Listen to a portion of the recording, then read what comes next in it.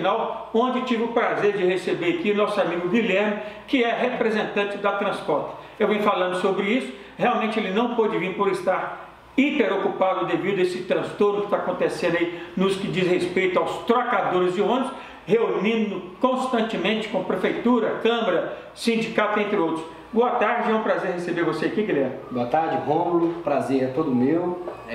Muito agradecido por ter a oportunidade de falar com você um pouco sobre toda essa situação. Isso é muito bom, eu agradeço a sua atenção, como também da família Transcota. Mas vamos aos fatos, né? Porque na verdade nós estamos aqui realmente para passar informação para vocês do que realmente está acontecendo.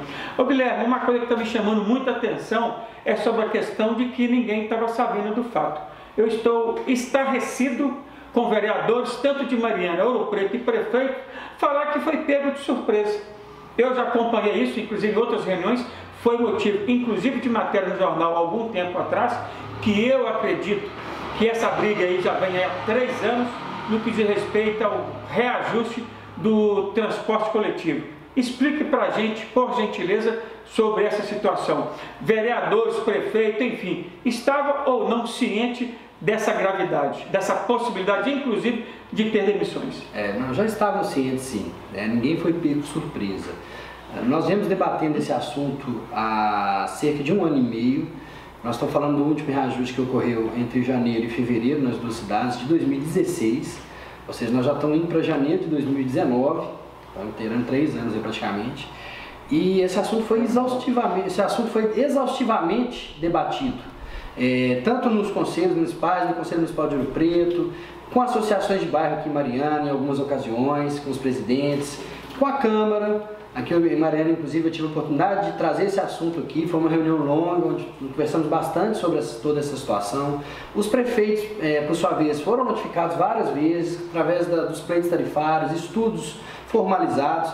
E tudo isso, caso alguém queira, tem todo o registro público, né? Os protocolos da prefeitura, todas as gravações das reuniões do Conselho em Ouro Preto. Foram muitas horas aí debatendo, são reuniões desgastantes, cada um põe seu ponto de vista. Então isso não aconteceu da noite para o dia, né? Ô, gente, então vou deixar claro aqui para você que está nos assistindo, tem vereadores, inclusive, fazendo politicagem sobre isso, né? Querendo aproveitar a situação, inclusive com os próprios trocadores, indo para a porta de garagem fazer manifesto. Então que todos vocês fiquem claros, assim como o Guilherme confirmou, como eu já sabia disso, porque foi matéria inclusive do jornal há algum tempo atrás, que todos estavam cientes com a possibilidade de ter inclusive algumas demissões. Concordo realmente, não só com a Transcota, como qualquer empresa, de se cobrar os seus reajustes.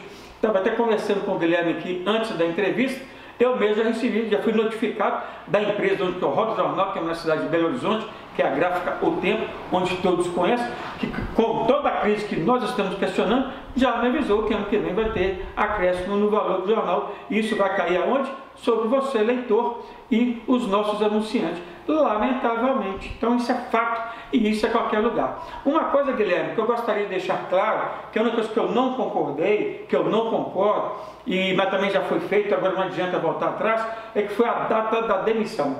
Eu acho que se fizesse 3 meses antes ou 3 meses depois, justamente na semana de Natal, então acho que faltou aí um bom senso, que eu sei que não teve a maldade, mas poderia ter feito isso há 3 meses atrás ou 3 meses após. Porque a gente já está nessa crise, nesse problema todo, e justamente na semana do Natal. Eu acho que é até isso que está motivando as pessoas a estarem com mais sentimento de tristeza, de desânimo e tudo, né? Então, eu gostaria de deixar aqui, não só para você, mas para todos que estão nos assistindo, eu acho que o prazo é que foi numa data ruim. Agora, quanto à questão de direito, eu vou concordar, porque realmente todas as empresas têm seu gasto. E uma coisa, Guilherme, que eu gostaria que você falasse sobre isso, no meu entendimento, o reajuste que estão se cobrando hoje, eu acredito que também é do conhecimento dos prefeitos e dos vereadores, que se há 3 anos atrás tivesse aceitado o aumento gradativamente, hoje não teria nenhuma situação desse tipo. Eu gostaria que você fizesse suas considerações sobre isso, certo. Se isso vinha tentando ser acertado por parte da Transcota ou não. Certo. Antes de eu entrar nesse ponto, Romulo, só informar você que nós também lamentamos muito da data, do período em que isso ocorreu, mas infelizmente isso foi tomando uma proporção tão grande que uma decisão precisava ser tomada rápida. O que eu quero deixar claro é que todos os funcionários que foram desligados com todos os seus direitos, com aviso prévio indenizado, com tudo que diz respeito à legalidade. Não estão desamparados nesse sentido. Com relação a essa questão do reajuste, isso a gente acompanha em diversas outras praças. Quando você tem uma regularidade no equilíbrio econômico-financeiro das operações, o impacto disso para o usuário é pequeno, porque são pequenos reajustes que acontecem no decorrer do ano, normalmente seguindo inflações. Uma situação atípica aqui na região foram que os impactos não foram apenas com insumos, mas sim também queda de passageiros em função de vários aspectos. Então tudo isso, se tivesse sido resolvido no momento certo, né, e não tivesse sempre atrasando esse processo, hoje o impacto não seria maior. As pessoas não sentiriam esse impacto tão fortemente. Então assim, a gente deixa um alerta para o poder público, para o executivo, para o legislativo e para a comunidade no modo geral. Transporte público é igual qualquer tipo de despesa que a gente tem em casa. É igual água, é igual luz, é igual telefone, é igual jornal, é igual pão que você compra na padaria. Todo custo precisa ser repassado. Isso é natural. Então, quando existem reajustes nesses insumos, ou quando você tem uma redução na parcela de pessoas que pagam a passagem, é natural que seja necessário esse reequilíbrio. E ele tem que ocorrer anualmente. Porque o que aconteceu, inclusive, no ano de 2017, foi uma situação, e 2018, foi uma situação mais atípica ainda. Vocês acompanharam, o aumento do custo do óleo diesel foi absurdo. E isso, em momento nenhum, foi repassado. O certo seria, inclusive, repassar isso automaticamente. Assim como quando a Petrobras aumenta o valor da gasolina lá na refinaria, aumenta no posto. Por que as empresas têm que ficar retendo esse reajuste? E são obrigadas a manter o transporte com qualidade, com segurança? Então, assim, isso acho que já passou da hora da sociedade como um todo, poder público, os entes envolvidos nesse processo, entenderem que se não tiver uma transparência, se não tiver uma necessidade de trabalhar essa questão como uma questão importante e necessária para todos os entes, isso não pode ficar sobrepesando apenas no colo dos empresários de transporte. E isso, eu digo isso a nível nacional. Aqui é porque nós estamos localizados aqui, mas isso acontece em vários lugares. Então a gente precisa mudar essa percepção, senão vai ruir, vai acabar com um sistema que na verdade, para poder trazer conforto para as pessoas, levá-las para o seu trabalho, para as suas escolas, com segurança. E a gente vai perdendo isso aos poucos. Então, para encerrar esse assunto, atenção aí, vereadores, prefeitos e até a própria população e usuários de ônibus, que cobrem, principalmente das autoridades, que para os próximos anos procure sentar e negociar, porque se fizer isso gradativamente, não vai acontecer um alto índice como vai acontecer agora. Concordo. Aproveitando a oportunidade, Guilherme, mudando um pouco o foco agora, falando mais da empresa, fala-se muito que o preço da passagem é caro. No estado, né, de Minas Gerais, qual é a sua avaliação do preço de passagem de Mariana, do porte de 50 a 60 mil habitantes, o valor em outras cidades? É o pior preço que nós temos hoje aqui na região de Minas Gerais. Só para você ter uma ideia, hoje nós estamos falando em R$ 2,70, tanto em Mariana quanto em Ouro Preto, para um sistema que está todo desorganizado. Você tem vários fatores que desequilibram o sistema. Algumas leis que não tem a fonte de custeio, utilização de transporte clandestino num volume muito grande, sem o devido à atuação do poder público, fiscalização, enfim. Um imposto alto, Ouro Preto é 5% ISS. E aqui? Aqui é 3%, aqui é um pouco menor em Mariana.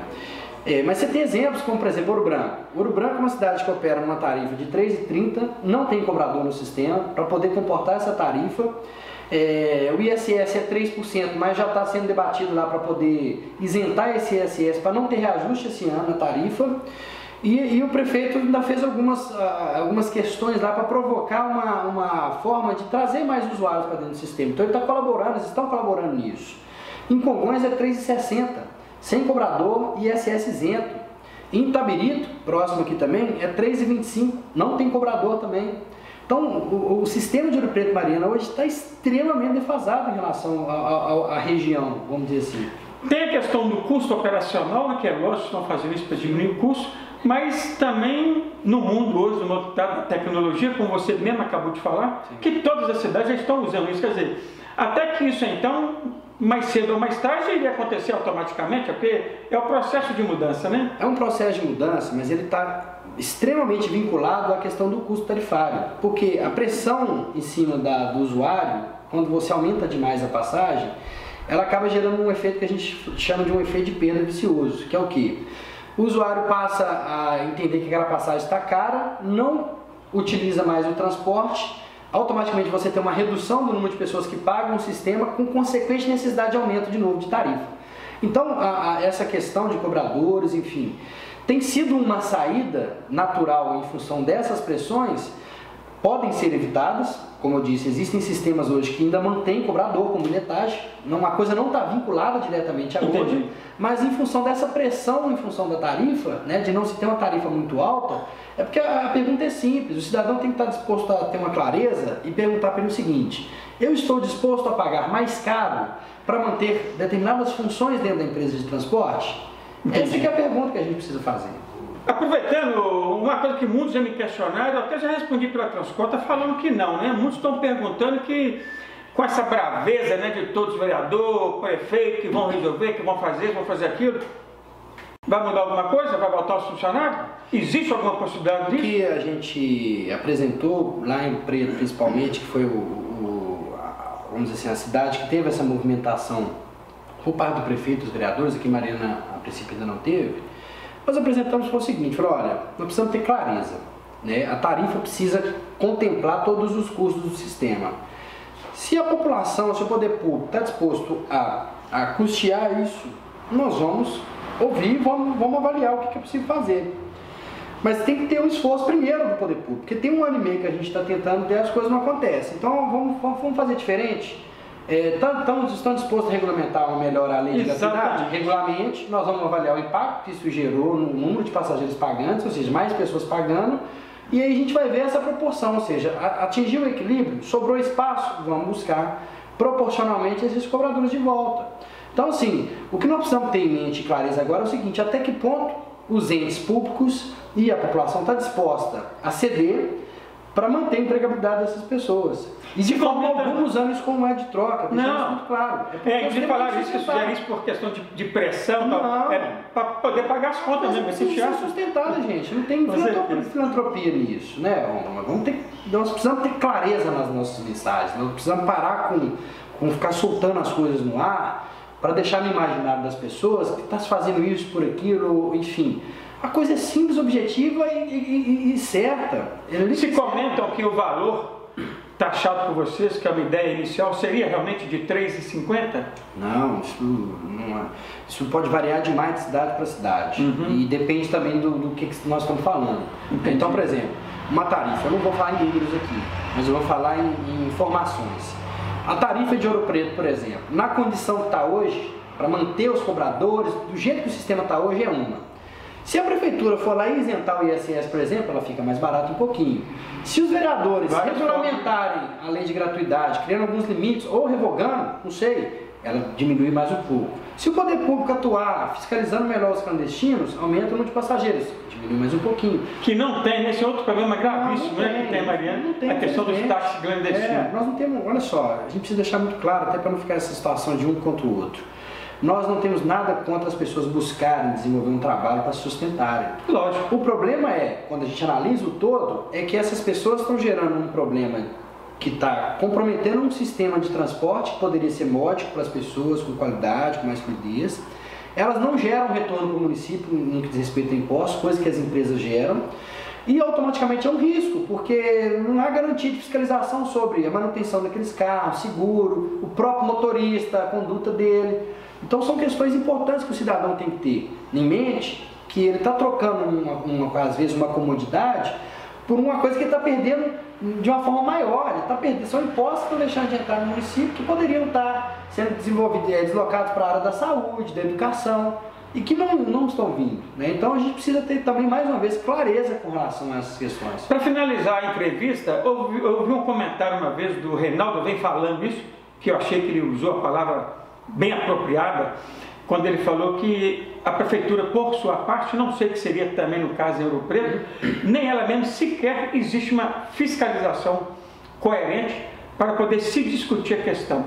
Exato. Eu te pergunto, essa fiscalização, ela é boa tanto para a prefeitura como para a empresa? Claro, todo o sistema... Porque o outro também falava isso, né? O bom é deixar do jeito que estava. Não, mas... E ele falou assim, não, eu gostaria que a prefeitura cumprisse o papel dela, de fiscalizar, de ver quantos números de passageiros, pôr no papel valores, para a gente até discutir o que nem isso tem. Porque a grande questão, Rômulo, por se tratar de um sistema que atende ao público, que é uma prestação de serviço público, ela tem que ser transparente nas suas informações. Então, assim, é responsabilidade do poder público manter registro disso e acompanhamento, fiscalizar mesmo as empresas. Não apenas no que diz respeito a números, mas principalmente na qualidade da prestação de serviço, na pontualidade, na segurança, na forma como aqueles motoristas estão trabalhando. Então, assim, para nós é importante que isso aconteça, para garantir que o sistema está funcionando bem. Então, assim, quando não há esse trabalho, né, de forma alguma eu quero colocar aqui que as prefeituras não fiscalizam na sua totalidade, fiscalizam sim. Aqui em Mariana, o Demutran faz um bom trabalho nesse sentido. Ouro Preto tem suas particularidades ali, tem algumas dificuldades também. Hoje o próprio presidente Ramos, que é o presidente do Conselho e secretário de Desenvolvimento,